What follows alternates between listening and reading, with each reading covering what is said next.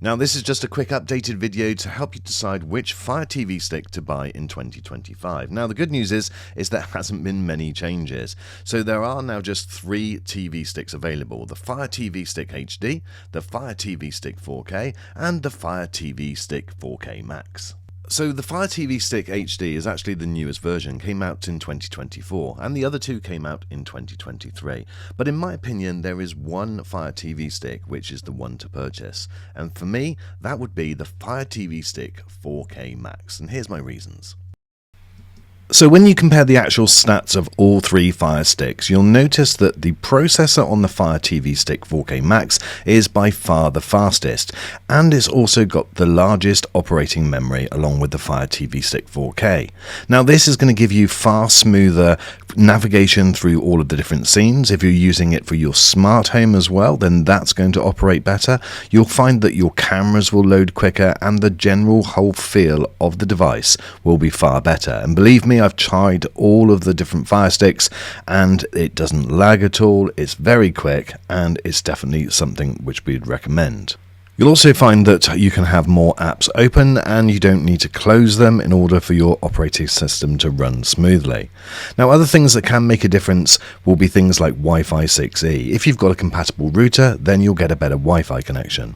And this one has all of the main features of the top spec Fire TV Stick. It's got the live view picture-in-picture, it's got ambient experience, Dolby Vision, and also supports Dolby Atmos. So all of those things are there. And the key thing with this is that you're future-proofing yourself. So you may not need all of those things right now, but you might in the future. And so therefore, buy smart and buy once, rather than keep on buying and updating. Another unique feature of the Fire TV Stick 4K Max is the fact that you get the enhanced remote control, and you don't really notice it until you start using it, but there's buttons on here which you'll use lots and lots, like the settings button, that you won't find on the other controllers. This is the ambient mode, where you can have different screensavers running in the background. There's a few of them there. I certainly like the Fire, it's just really relaxing in the room. And you've got direct access to widgets which you can add or take away. There's around 5 or 6 that you can choose to have on there. You can have your smart home, your diary, you can have things like radio and different apps that you've last used. Now, the one thing that I like operating from this section is my smart home TV favorites. Oh, by the way, you can have this going in the middle of the screen or right at the bottom. It really depends on you. You can just scroll down and it will push it to the bottom, or you can scroll up and they'll be in the middle. This is the direct access to my cameras, and here I can go in and check all of my different cameras, and it works with various different camera brands. So I've got Ring cameras and I've got Eufy cameras, I've got Tapo devices as well, and all of those things will work with this live view.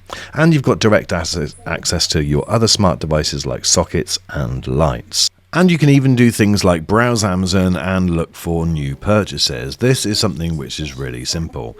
And simple again is checking something like the weather. Another feature which has been really developed over the past few months and years is the games, and they do require the better processor. Certainly you don't get any lagging, and you can have a lot of fun playing these simple games. There's hundreds of them to choose from as well, so this is just something brand new and fun that you can do. So the Max is definitely my choice. One of the main reasons is the fact that it's the only one that I've noticed that doesn't lag at all.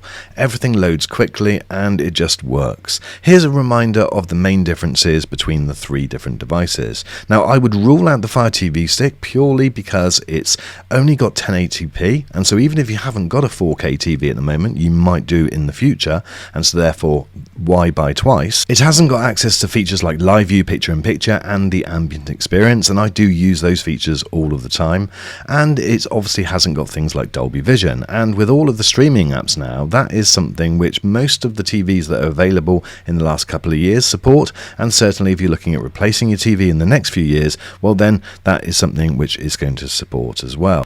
So that's that one gone. So what about the Fire TV Stick 4K? Well, the main reason why I'm not recommending that is that I did find that there were times when it did lag, and so therefore that was just frustrating. Things loading slowly and the navigation between different applications was definitely a lot worse, and so therefore that's something which I just can't really deal with. And so for the difference in price, I definitely think the Fire TV Stick 4K Max is worth that little bit extra. And finally, guys, I think it's about future-proofing. The new features that will be coming out in the next year or two are very much likely to be able to work on the Fire TV Stick 4K Max because it's got the extra memory and it's got the better processor, and we can't say the same for the other two. Now, I think the smart money does suggest that there probably will be some updates, maybe later this year or next year. But with the 4K Max, you're still getting the very latest technology, so it's still going to be performing really well. So that's my thoughts, my friends. Let me know what you think in the comments, and I've left a link to all of these different devices in the description. So be sure to check out the very latest prices where you are. Thanks for watching this video, my friends. See you on the next one.